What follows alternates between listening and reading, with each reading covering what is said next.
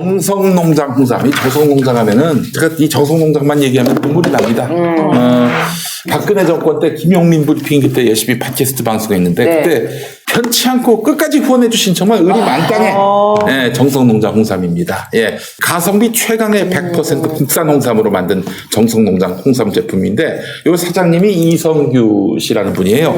이분 아버지가 이 대한민국 인삼, 홍삼 쪽에서는 최고의 전문가, 예, 공직자였고요. 그래서 이 인삼 관련한 네. 이런 분야에 아주 최고의 그 전문성을 가지신 분인데 그 아들이 이제 또 그 전문성을 이어받아서 만들고 있어요. 그러니까 이게 진짜 그 뭐 정땡땡 네. 그보다도 훨씬 고퀄인데 훨씬 고퀄인데 다만 이제 그 정땡땡은 이제 광고비를 많이 쓰잖아요. 그죠. 근데 요거는 그 광고비를 줄이는 대신에 그래서 가격도 줄인 거예요. 퀄리티는 이게 더 나을 수도 있어. 정말 진해요. 요거는 간식 개념이라면 요건 진짜 내 몸을 위해서 하는 그런 개념이에요. 예. 그래서 유튜브 시사 방송에서 가장 유명한 상품이고 일단 기본적으로 의리 만땅입니다. 자, 이 품질에 비해서 정말 저렴한 가격도 한몫하는데 정성농장은 좋은 인삼을 직접 재배해서 소비자와 직거래하기 때문에 상품은 좋은데 가격은 저렴합니다. 정성농장의 대표 상품으로 5년근 홍삼액이 있습니다. 6년근 홍삼이 가장 좋은 것처럼 얘기하는데 사실 홍삼은 연근에 따른 효능의 차이가 거의 없어요. 다만 연근에 크게 신경 쓰지 않고 합리적인 소비를 원하신다면 정성농장의 5년근 홍삼액을 강력하게 추천합니다. 자, 정성농장의 야심작 하루 한 포로 건강을 간편하게 챙길 수 있는 정성농장 홍삼정 추루, 이게 바로 추루이에요. TRU, 네. 트루, 이거를 강력하게 추천합니다. 섭취가 편리한 스틱형 액상 제품 추루는 언제 어디서는 간편하게 건강을 챙겨드립니다. 정성농장 홍삼, 홍삼맛 음료수가 아닙니다. 진짜 홍삼이에요. 설탕을 안 넣나 봐요. 진짜 이렇게. 이거를 저기 냉동고에 넣으면은 풀면은 진짜 홍삼이 나와. 예, 아이 농담인 거 다 아시니까. 예. 자, 그래요. 정성농장은 100% 국산 홍삼만을 원재료로 합니다. 2022년 설을 맞아서 최대 30% 할인 쿠폰 지급, 10 더하기 1 추가 증정 이벤트, 무료 선물 포장이 진행되고 있습니다. 자, 이번 설은 검색창에서 정성농장을 검색해 보시기 바랍니다. 자, 김용민닷컴에서도 만나실 수 광고를 있습니다. 엄청 정성스럽게. 정성스럽게. 되게 감사하고 있나 봐요. 진짜 이 제품에 대해서. 이 추루. 예. 아니, 이 제품을 생각하면 눈물이 나요. 정성농장은 정말 의리의 화신입니다. 이 정성농장을 만드시는 분들은 아마 이거 먹으면 또 의리도 우리도 더 높아져. 더 높아지나 봐요. 정성농장 이거 커져. 먹으면은. 네? 저기다 보내야 돼. 민주당에도 보내야 되고. 예. 저기 저 지금 궁금한 게 있는데 네. 이렇게 광고를 하셨잖아요. 네. 그러면 이 구매하는 방법은 어떻게 구매해요? 구매하는 방법 저기 정성농장 홍삼액이나 충남특별전 다 김용민닷컴에서. 김용민닷컴. KIMYONG 유튜브에 들어와서 MIN 할 수 없잖아요. 네? 유튜브는 아니고요. 별도로 이제 인터넷 마켓이 따로 있어요. 네. 네. 김용민닷컴이라는 네. 이 웹페이지가 있군요. 네. 지금 또 저 유튜브로 보시는 그 밑에 나 또 한 번도 안 쇼핑은 해봤어. 네. 아이 감사합니다. 저는 많이 구매합니다. 여기가 배송비가 무료여가지고 편한 마음으로 가볍게. 그러면 검색창에서 그러니까 김용민닷컴을 들어가면 네, 그 안에 이제 전시된 쇼핑 상품이 코너가 있네요. 있습니다. 네. 네. 그렇습니다. 자, 저희가 또 저 물류센터를 또 만들어가지고 저 동탄 쪽에다가 그래서 무료 배송이 가능합니다. 무료 배송. 네, 그래요. 이런 데가 없어요, 여러분. 자, 김용민닷컴입니다. 네. 많이 사랑해 주시기. 한번 시도를 해보겠습니다. 예, 아이 감사합니다. 잠시 후 안양스마트 오픈 기념 특별세를 시작하겠습니다. 저희의 첫 번째 프로모션 자율주행 셔틀.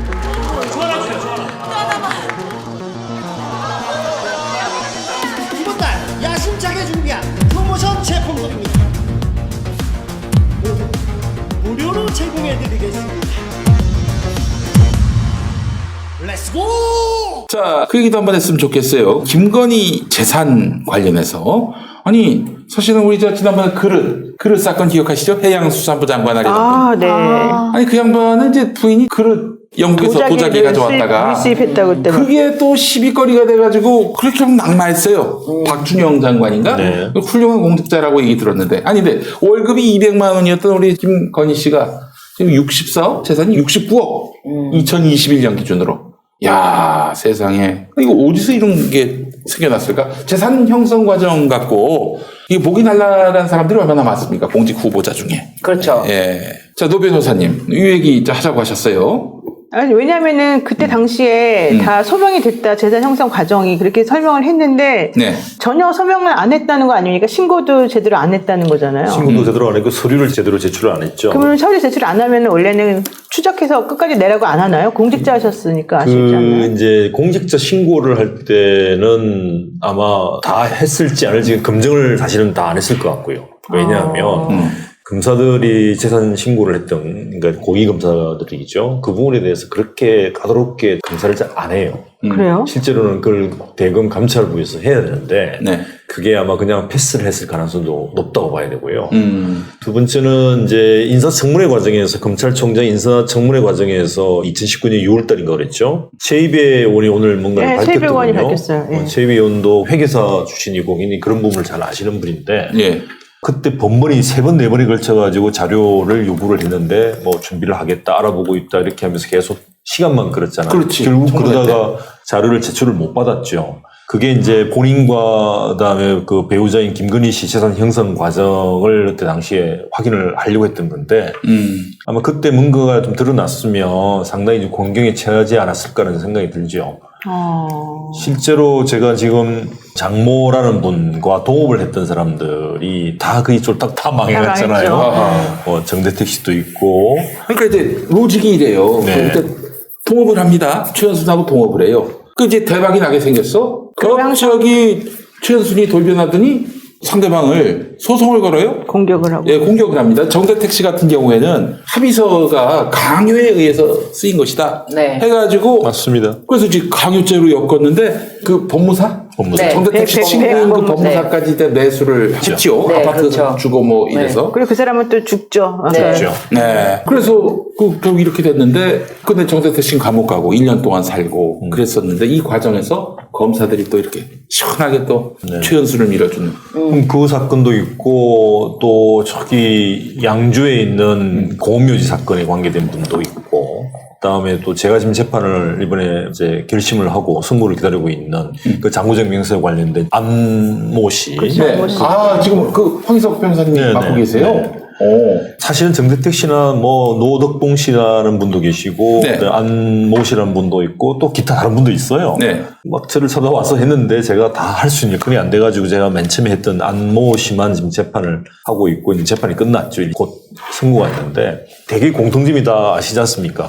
동업자들은 다 망한다. 다 망한다. 감옥 그다음에 간다. 감옥 간다. 네. 그리고 거기에는 항상 검사들이 아주 철저하게 한쪽 편은 들어주고 한쪽 편은 죽여주는 이 네. 과정을 똑같이 거치죠. 이건 낙선으로 끝날 일이 아니에요. 이거는 윤석열 씨가 낙선으로 끝날 일이 아니라 이 사람들한테 한이 맺힌 사람들, 이거 저 살풀이를 해야 됩니다. 사실은 특검과도 정말로 특검으로 가야 돼, 진짜 이거는. 그래서 재산 형성 과정에서 보면 가장 큰 축은 제가 볼 때는 김건희 씨의 생모다. 최현순 씨라고 저는 보여지고요. 각종의 부동산 투기를 많이 하잖아요. 그리고 동업자를 죽이면서 그 이익을 거의 다 이쪽으로 가져오는 그런 형상인데, 그런 다음에 이제 그 재산들이 어디로 가는가를 좀 보면 많은 부분이 이제 자식들에게 넘겨지는 것 같아요. 그 과정이 지금 뚜렷하게 드러나 있지는 않은데, 그게 아마 이전 과정을 한번 살펴봐야 될 것 같다. 뭐 정유가 될 수도 있고, 뭐 어떤 식으로든지 아니면 아예 딸이든지 자식들의 이름을 이용해서 사업을 벌이는 경우도 있는데, 실제로 안모 씨 사건에서 드러나는 것처럼 분당에 있는 땅, 그것을 이제 불화받아가지고 개발해서 큰 돈을 이제 벌지 않습니까? 네. 그 땅들을 사서 자기 아들한테 뭘 해주고 싶다 이런 게 나와요. 아들한테 골프 협장을 큰 걸 하나 지어주고서 그걸 운영해서 먹고 살 수 있도록 해주겠다. 뭐 이런 얘기들이 계속 나오고 있거든요.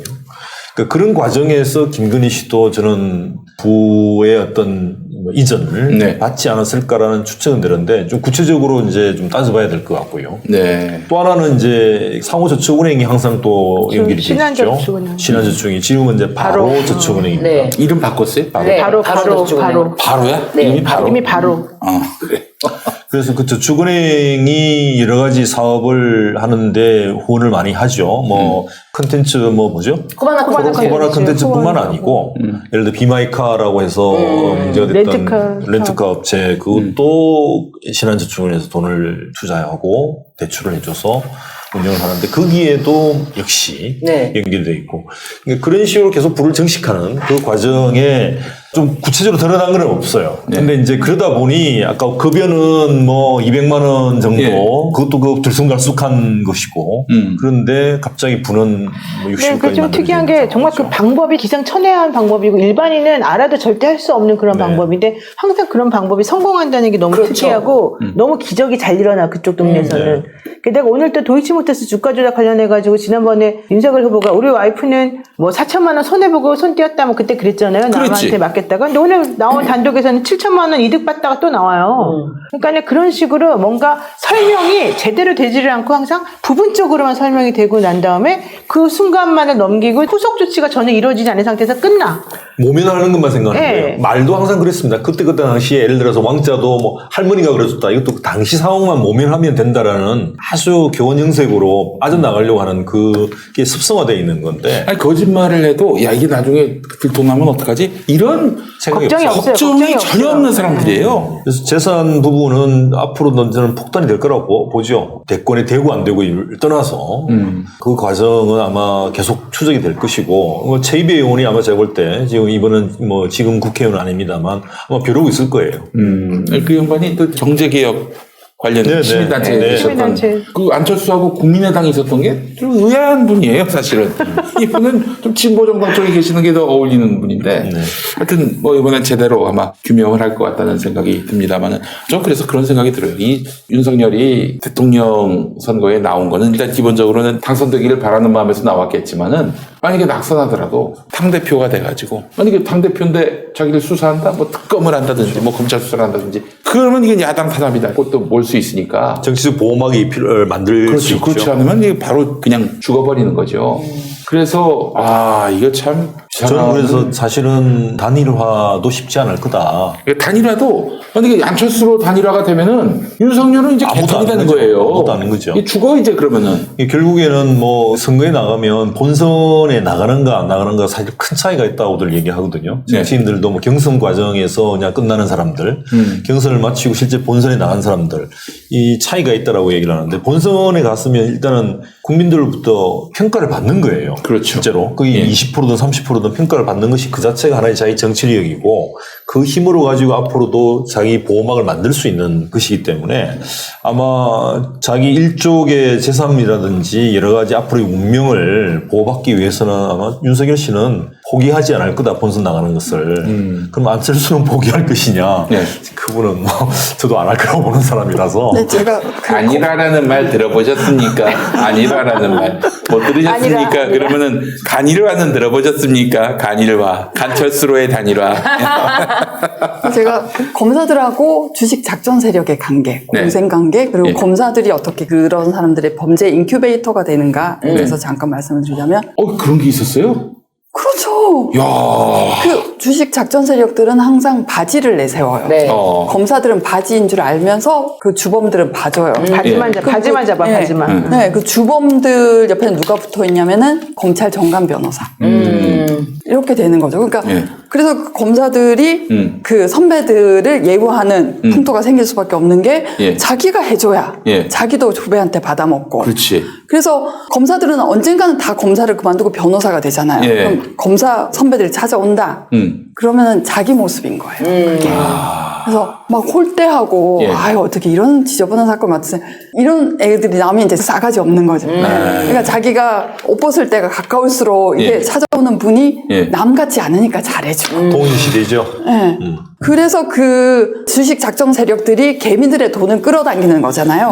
그 개미들의 돈이 정관 변호사한테 가는 거죠. 왜 떡고물로 떨어지는 거고. 그러니까 그런 구조가 있고 또 주식 작정 세력이 수사를 받다가 검사들하고 친해져요. 네. 검사들한테 정보를 줘요. 그래서 손모 검사가 징계받았잖아요. 그리고 지금은 뭐 공시세 재산 신고를 하니까 네. 투명해졌지만 뭐 차명으로 할 수도 있지만 지금도 여전히 예전에는 정말 아수라장.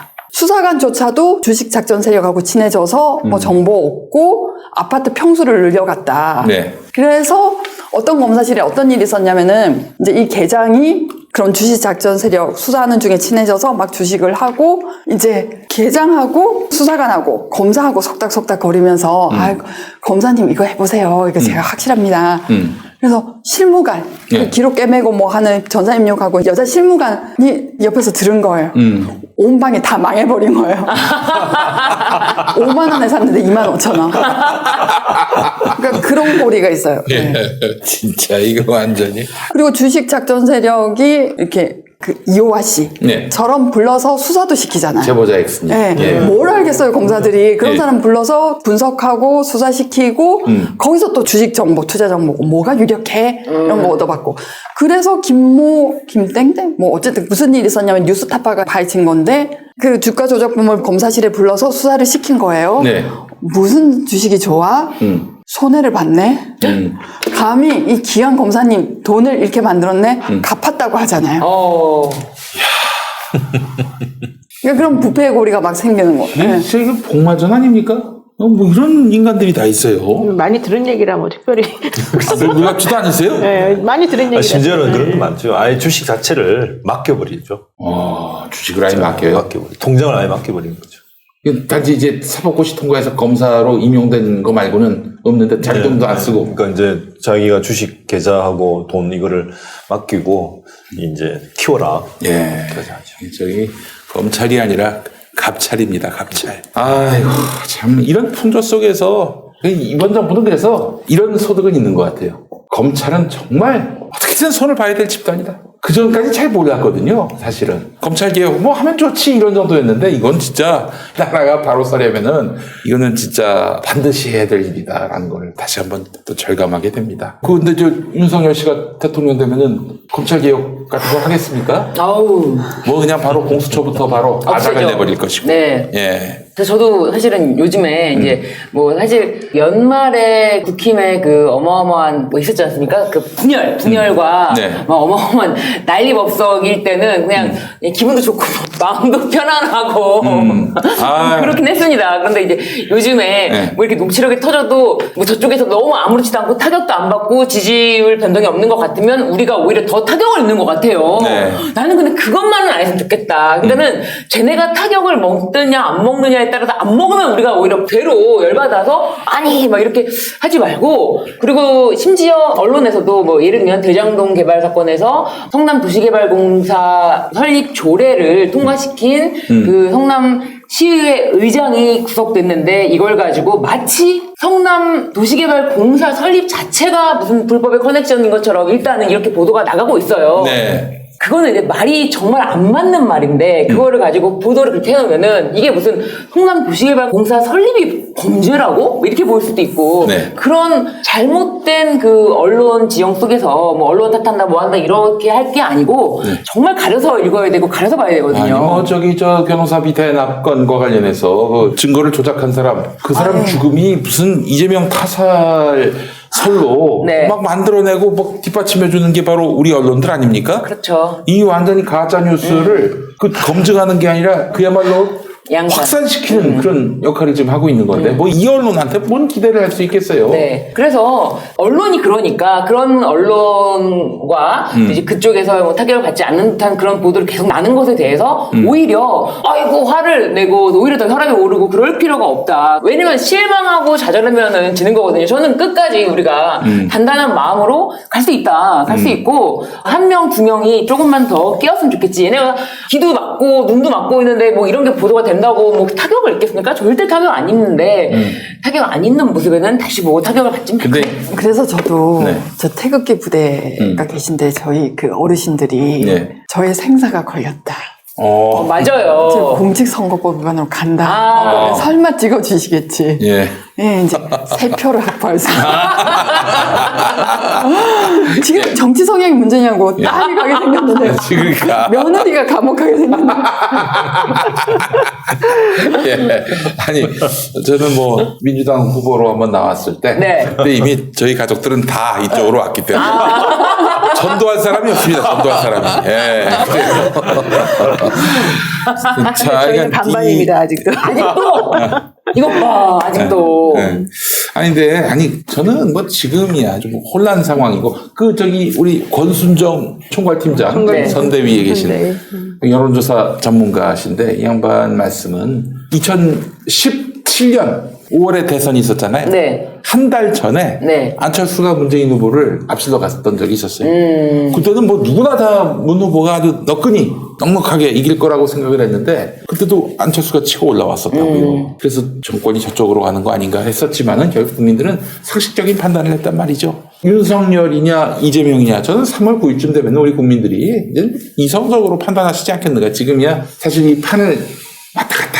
근데 예. 그 말씀이 맞는 게 이게 이제 언론이나 뭐 이렇게 앞에서 시끄럽게 하는 사람들이 네. 말을 하면 정말로 그렇게 사람들이 다 생각하는 것처럼 보이잖아요. 네네. 근데 사실은 그렇지 않아요. 이게 정말로 작은 거 하나하나에 이 옷이 다 젖어버리는 그런 바람이 엿젖는 거예요. 예. 그래서 사실은 마음속에 다 조금씩 뭔가 불신이 쌓이고 이러면 안 되는데 하는 마음들이 사실 생기고 있는 거거든요. 그러니까 지금 현재로서는 아무도 알 수는 없는 거고요. 이제 여기서 가장 중요한 건 정말로 진정성 있는 그 사람이 누구냐, 정말로 대한민국을 위해서는 어떤 사람이 대통령이 돼야 되는가라는 거를 얘기하는 게 제일 중요해요. 이게 모든 걸 희화화시키고 뭐 정말로 비웃고 비아냥거리고 이런 쪽으로 가지 않고 정말 정정당당하게 네. 저는 그냥 그 있는 그대로를 오히려 그냥 내보내고 정면 승부하는 거 저는 그것만이 지금 가장 필요할 것 같아요. 이재명 후보가 이런 뭐 일희일비하지 않고 계속 정책 행보를 하고 있잖아요. 맞아요. 그 점은 아주 고독하게 지독하게 이러고 있단 말이에요. 이거는 역시 우리는 좀 다급하지. 아니 지지율이 지금 떨어지고 있는데 좀 뭐라도 좀 새끈한 멘트 좀 날리셔가지고 판을 좀 흔드셔야지 그럴 수 있는데 이분은 아주 고집스럽게 그냥 자기 일을 가고 있어요 지금. 네.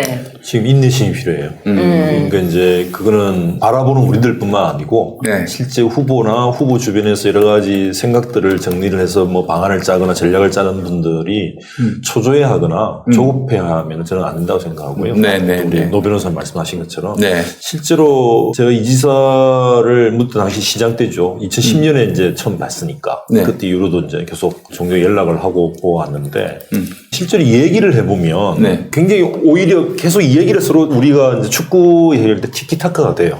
계속 서로 주고받고 공유가 되고 공감이 되는 또 생각들을 자기도 서로 발전시켜 나가고 쌓아나가는 그 능력이 있기 때문에 지금 뭐 이번에 춘천도에 뭐 좀 사람들이 많이 환호를 하고 보인 반응처럼 실제로 많은 국민들을 직접 현장에서 만나면 맞아요. 저는 그게 더 살이 붙고 이게 마치 우리가 눈이 계속 굴러가면서 더 커지는 것처럼 저는 그렇게 할 만한 분이다라고 생각을 하고 그런 점에서 윤석열 씨하고는 상당히 좀 대비되는 분이니까 저는 남은 기간 동안에도 나라와 또 국민의 여러 가지 생명과 안전을 누구에게 맡길 수 있는가라는 그 부분을 부각시키면 저는 뭐 설마 뭐 맨날 칼 들고 사람 죽이고 잡아가두던 그 사람한테 우리들의 운명을 5년간의 운명을 맡길까 저는 생각하지 않거든요. 사람들이 다 기본적으로 기관이 열려 있다고 봐요.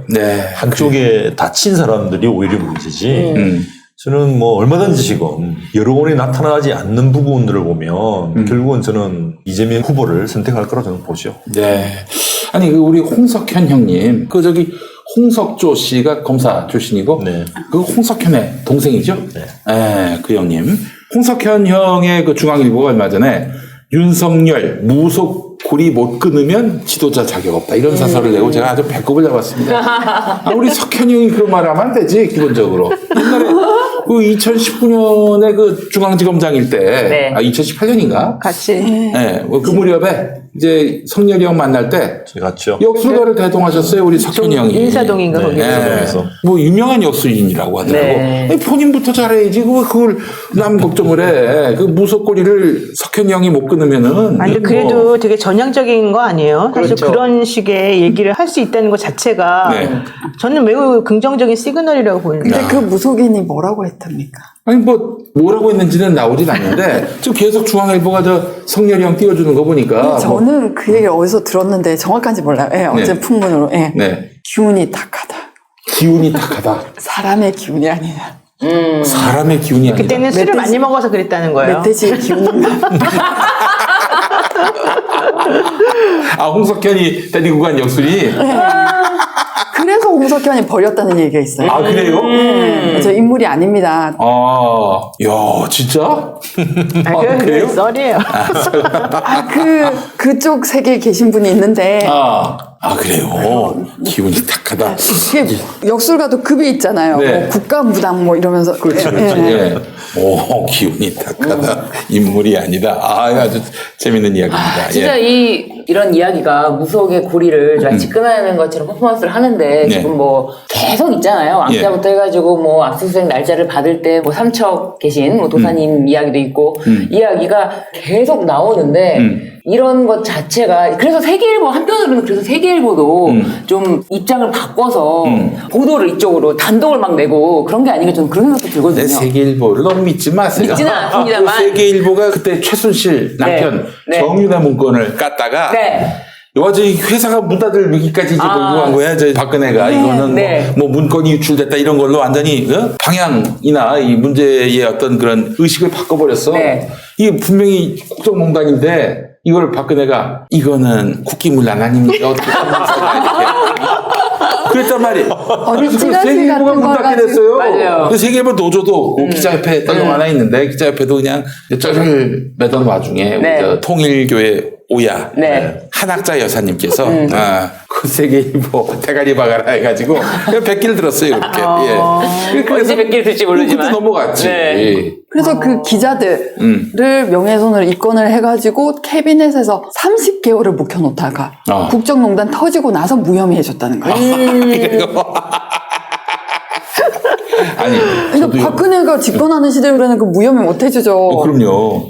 그 예전에 저도 이제 체험이 있는데 2013년 11월이었을 거예요. 그때 제가 트위터에다가 떨렁 뭐 몇 줄 안 되는 아니 딱 6자였어요. 애비나 딸이나. 애비나 딸이나. 그게 됐지.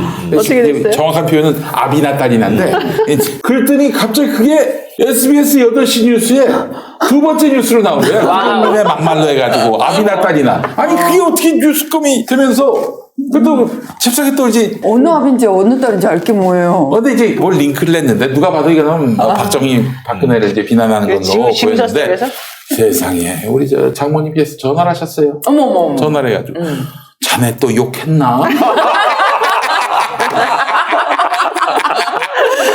아니 아비나 딸이나 잘한다라고 생각할 수도 있잖아요. 근데 뭐 김용민이가 아미나 딸이라 해서 좋은 취지로 얘기한 건 분명히 아닐 테고. 그리고 나서 그 저기 엄마 부대 주옥순이 날 고발을 해서 네. 어머나. 아니 그걸 갖고 고발을 한 거야. 아비나 딸이나 무슨 내가 욕을 쓴 것도 아니고. 그래서 검찰에서 연락이 왔어요. 수원지검에서 나오라고. 내가 왜 나가냐고. 그래서 그때 무슨 배짱으로 그랬는지 몰라. 그러니까 이제 정말 잘못했으면 나가야지. 네. 근데 이거는 누가 봐도 정치 수사라고 판단돼가지고 안 나갑니다. 그랬더니 잡으러 오세요. 동선은 뻔합니다. 내가 알려드릴 테니까 아무 때나 잡으러 오라고 했더니 굉장히 기분이 나빴나 봐요. 네. 나는 검사로서 당신을 소환할 자격이 있댔나 권력이 있댔나 권력이란 말은 안 썼어. 권한이 있다 뭐 권한이라고 했었나. 뭐 사실 체포영장도 뭐 청구했습니다. 그래서 그렇지, 체포하지. 나는 그걸 거부해서 불이익을 선택할 자격이 있습니다. 그런 말을 했어요. 권리가 있다. 예. 그리고 나서 이제 전화를 끊고 그 뒤로 뭐 연락도 끊고 그러더니 그 저기 정권 바뀌고 뭐 통지서가 날라왔는데 불기소처분. 그거 바로 그 건이었어. 똑같네요. 6건인지 7건인지 기억이 안 나는데 여기로 갔다 저기로 갔다 저기로 갔다 저기로 갔다 해가지고 결국에는 무혐의. 대단하다. 그랬던 기억이 납니다. 그때 당시는 진짜로 그 판결 명예훼손 대통령 명예훼손에 대한 판결이 어마어마하게 많이 났었거든요. 그렇지. 진짜 네. 요즘에 주옥순 씨 뭐 하나 몰라 갑자기. 너무 궁금하네. 근데 저는 그 김건희 씨와 윤석열의 공통점을 보는데 무지성. 무지성. 네. 지성 없음. 예. 안희정 지사 판결문이 진짜 획기적인 판결문이고 많이 생각할 점이 있어요. 근데 네. 너무 이제 그냥 얄팍하고 청박한 그러니까 그게 뭐냐면 1심에서는 무죄였잖아요. 네. 항소심에서는 그 판사가 주심 판사가 무슨 말을 썼냐면 학습된 무기력. 이게 동의가 있었느냐. 뭐 동의를 했느냐, 뭐 저항을 했냐, 뭐 이런 게 막 문제가 문제가 됐었는데 네. 그 용어를 쓴 이유는 네. 이 김지은 씨가 운전기사한테도 수행을 당했고 그래서 찾아갔더니 사실 저는 그 조직이 좀 문제가 있었다고 생각해요. 근데 그 비서실장이라는 사람이 김진 씨한테 수행비서는 얼마든지 구할 수 있다. 근데 수행기사는 힘들어서 아무도 안 하려고 한다. 제가 그만두면 네가 책임질래. 아, 나는 뭘 말하면 안 되는구나. 그래서 뭘 밤에 시켰는데 제 발로 찾아왔느니, 문자를 보낼 때 이모티콘, 하트를 보냈느니, 웃는 표시를 보냈느니, 그런 것들이 다 이제 그걸로, 그러니까 그 조직에서 제압당하고, 자신의 뜻을 제압당하고, 그래서 이게 학습된 무기력이라는 표현을 해서 그게 이렇게 판결이 나온 건데요. 연애? 손잡아, 결혼을 했더라도 감정이 들면 손잡아, 와, 진짜, 그분이 또 전력이 있으시잖아요. 양모 검사하고. 그렇죠. 참 경험에 비춘 그러니까. 발언이구나. 양재태 씨 부분도 이번에 갔다 왔다는 얘기를 실토했다고 그랬죠? 네. 3시 갔다 왔어. 뭐 이렇게 얘기했습니다. 네, 패키지로 갔다 그러니까 이번 거는 네. 패키지로 갔다는 거야. 그런데 네. 이분이 저는 패키지 여행을 갔다 와본 사람입니다. 정말 패키지 여행을 갔다 와봤는데 네. 패키지 여행을 안 갔구나라는 저는 강력한 아. 의심을 제기하는 이유가 있습니다. 예. 그 사진을 우리가 저기서 무슨 사진을 입수할 때 그 체코 여행 갔을 때 있잖아. 사진을 입수할 때 공개하라 그래. 그 공개하면은 패키지 여행이라서 우리 뭐 셋만 간 줄 알아? 미럴 여행인 줄 알아? 아유 공개하라 그래. 그럼 다른 사람이랑 다 같이 찍어 나와. 라고 얘기를 했는데 패키지 여행은요 절대 다른 사람들과 함부로 사진을 찍는 일이 없습니다. 기념사진을 그렇지. 타인과 찍는 일이 없습니다. 그렇지. 패키지 여행이라면 거기서 친해져가지고 같이 찍었다면 모를까? 같이 친해질 일이 있어요, 거기서? 없습니다. 없어요. 그래서 이건 진짜 패키지 여행이 아니구나 라고 저는 확신을 했습니다. 아니 패키지 여행을 제가 몇 번 갔거든요. 특히 네. 유럽으로 특히 제가 체코 패키지 여행 갔다 왔습니다. 물론 패키지 여행을 소규모로 짤 수도 있고 4명으로 짤 수도 있고 5명으로 짤 수도 있다고 하는데 마치 그거는 패키지 여행이라는 말 자체는 마치 뭔가 사진이 발견됐다 보니까 단체 사진이라는 어떤 패키지라는 일부러 말을 끼워넣었어요. 패키지라도 예를 들면은 패키지라는 게 그런 거예요. 일정을 자기들만 이제 짜서 갈 수 있는 거 우리끼리만 4명도 패키지라고 할 수는 있어요. 그런데 마치 그런 단체라는 그런 이야기를 끼워넣기 위해서 쓴 단어구나라고 저는 생각이 들더라고요. 네. 패키지 여행은 절대 다른 사람들과 사진 같이 안 찍거든요. 패키지냐 아니냐 그걸 지금 따질 문제는 아닌 것 같고. 네. 어차피 제가 볼 때는 패키지로 갔을 수도 있어요. 왜냐하면 패키지로 가면 전체적으로 모양새가 또 미장이 될 수는 있죠. 근데 문제는 뭐냐면 다른 사람들은 일행들과 같이 갔다고 가정을 하더라도 그 안에서는 부부의 모습으로 갔을 거 아니에요. 그렇지. 그러니까 이제 그 양재택 검사의 모친과 3인이 갔다는 거 3인이 아니에요? 갔는데 자신의 엄마와 네. 그 최은순 씨와 김건희 씨와 양재택 검사 3인이 갔다라고 김건희 씨가 주장을 하고 있어요. 이 재훈수 씨가 들어가는 거예요? 네, 그렇습니다. 어쨌든 그러니까 그게 일종의 하나의 가족 부부인 것처럼 해서 외양을 꾸며서 갔을 수는 있기 때문에 그 패키지를 갔든 안 갔든 그런 중요한 건 아니고 이번에 이제 그는 실토를 했는데 근데 패키지는 진짜 가본 사람에게 말씀드리지만 그렇게 이제 지금 말씀하시죠. 그게 다른 사람들과의 그 열흘 동안 같이 며칠 동안 같이 있기 때문에 오히려 굉장히 힘들어요. 그렇게 어떤 관계인지를 막 물어봐요. 한국 사람들 그냥 서슴없이 막 물어보잖아요. 대뜸. 근데 이상하잖아요. 이상합니다. 그 모양을 다른 사람들한테 보여주기가 매우 이상한 모양이에요. 근데 이제 저는 그게 주목했던 게 이번에 누군가 많은 회자가 됐습니다만 지난번 사과한다고 기자회견을 했잖아요. 근데 맞습니다. 검사는 무서운 사람인 줄 알았고 남편을 처음 봤을 때 검사를 처음 만난 사람인 것처럼 개구라지. 남편을 처음 봤을 때 검사라길래 윤석열하고 결혼한 시점이 2012년 3월이에요. 네. 맞아요. 근데 양재택하고 동거설이 있었을 시점이 동거는 아니더라도 최소한 그렇죠. 알았을 시절은 2004년이란 말이에요. 8년 전. 8년 전부터 검사가 어떤 사람인지 어떻게 생겨먹었는지 알 법한 사람이 검사라고 해서 무서운 줄 알았어요. 이게 말도 안 되는 얘기라고 있어요. 심파극을 할 때죠. 예. 그거는 이렇게 거기서 이렇게 딱 그때도 역시 요 순간만 모면을 하면 된다라는 식으로 해가지고 아주 그때 모면하기 위한 말을 지어내는 것 같더라고요. 네. 그러니까요. 하여튼 불러내는 말로. 아니 정말 저는 다른 건 몰라도 제가 제일 싫어하는 사람이 누구냐? 이런 사람이에요. 진실은 얼마든지 가공할 수 있다. 아니 거짓말 할 수도 있지. 나도 거짓말 안 했다고 말할 수 없는 삶인데 그러다 거짓말을 했을 때 이거 나중에 부메랑으로 돌아오는 거 아니에요? 이 두려운 마음, 없어요, 그런. 염치 이런 거조차도 없다면은 이거는 악마지요. 그렇죠. 예? 천연덕스럽게 국민들 다 보는 데서 15시에 12월 26일 15시에 그 무슨 뭐 검사 무서운 검사인 줄 알았다더니 뭐 일단 그런 말도 안 되는 소리를 하는 거 보면서 천연덕스럽게 야 정말 무서운 남편을 사람들이다. 처음 봤을 때 검사라길래 무서운 사람인 줄 알았습니다. 검사라면 무서운 사람인 줄 말도 안 되는 소리죠. 막 친하게 지내서 막 여기까지 패키지 막 열흘 동안 같이 가고 그런 사람이 있었는데 뭘 말도 안 되는 소리를 연기를 그렇게 쇼를 네. 이건 참 아주 재미있는 일들이 많이 전개되고 있는데 제발 정말 다른 거 바라지 않습니다. 정말 대한민국 정부 직제에 없는 국사가 생기는 일만은 막아야 됩니다. 예. 정말 그거는 어떻게든 제2부속실이 아니고 제2무속실. 무섭지. 팀당. 예. 팀당. 네. 그럼 제1부속실도 있는 거예요. 제1무속실도 있고. 근데 한편으로는 사람 보는 눈이 다 똑같지 않나. 이 점에 대해서 이제 지적을 지금 하시잖아요. 네. 근데 남편은 처음 봤을 때 검사라길래, 근데 양재택 검사니까 너무나 자연스럽게 나오고, 다 보는 눈이 똑같다라고 생각이 드는 게, 이제 저도 이 자리에서 그 헤어스타일이 너무 독특하잖아. 이렇게 해가지고. 그렇지, 예전에. 그렇지. 애교 머리. 여기서부터 이렇게 하는. 누가 봐도 정상적인, 좀 헤어스타일은, 보편적인 헤어스타일은 아니다라고 했는데, 제가 이제 일 때문에 대구에 내려갔는데, 대구에 이렇게 택시 기사 하시는 분들도 그런 말씀을 하세요. 이제 정치 얘기를 그분들 하시는 거 워낙 좋아하세요. 왜냐면 라디오를 계속 들으니까. 근데 이렇게 다른 건 몰라도 무슨 그렇게 헤어스타일을 머리를 그렇게 하고 그게 정상적으로 그렇게 살 수 있는 사람인가 의문이다. 그리고 둘째, 그 장모가 무슨 수로 그렇게 돈을 그렇게 많이 벌게 하는지 그거를 왜 못 밝히냐. 그러면 그거는 문제가 있는 거 아니냐라고 지적하는데 이거는 정말 그러니까 머리 헤어스타일 딱 바꾸고 나왔잖아요. 바꾸고 나왔는데 이번에는 또 이제 이런 이야기들에 완전 말이 바뀌는 거. 또 여기서도 캐치할 것이다. 예, 알겠습니다. 2016년 1월에 그때 갑자기 개성공단이 폐쇄됐습니다. 이거 곧 북한이 무너지기 때문에 지금 세게 나가야 된다라는 최순실의 조언으로 개성공단을 폐쇄했다는 설이 아주 대단했습니다, 그때. 뭐, 최순실이 거기에 내가 실제 그런 말을 했다라고 하진 않았기 때문에 아직은 설이라고 말하겠지만, 알만한 사람들은 다 알더라고요. 자, 근데 건진법사가 지금은 선제 타격할 시점입니다. 지금, 오늘 날 잡았어요. 택일 받았어요. 지금 쏴야 됩니다.